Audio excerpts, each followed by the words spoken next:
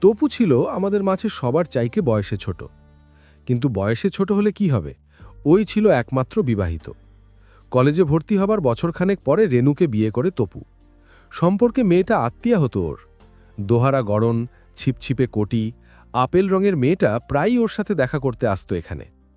ও এলে আমরা চাঁদা তুলে চা আর মিষ্টি এনে খেতাম আর গল্পগুজবে মেতে উঠতাম রীতিমতো।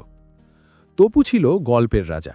যেমন হাসতে পারত ছেলেটা, তেমনি গল্প করার ব্যাপারেও ছিল ওস্তাদ। যখন ও গল্প করতে শুরু করত তখন কাউকে কথা বলার সুযোগ দিত না। সেই যে লোকটার কথা তোমাদের বলেছিলাম না সেদিন, সেই হোঁতকা মোটা লোকটা, ক্যাপিটালে যার সাথে আলাপ হয়েছিল, ওই যে লোকটা বলছিল সে বার্নার্ড সবে, পরশু রাতে মারা গেছে একটা ছ্যাঁকড়া গাগির তলায় পড়ে। আর সেই মেয়েটা যে ওকে বিয়ে করবে বলে কথা দিয়েছিল, ও মারা যাবার পরের দিন এক বিলেতি সাহেবের সাথে পালিয়ে গেছে। রুনি মেয়েটার খবর জানত। সে কি, রুনিকে চিনতে পারছ না? শহরের সেরা নাচিয়ে ছিল, আজকাল অবশ্য রাজনীতি করছে। সেদিন দেখা হলো রাস্তায়। আগে তো পাটকাঠি ছিল, এখন বেশ মোটাসোটা হয়েছে। দেখা হতেই রেস্তোরাঁয় নিয়ে খাওয়ালো। বিয়ে করেছি শুনে জিজ্ঞেস করলো বউ দেখতে কেমন হয়েছে। এবার তুমি এসো।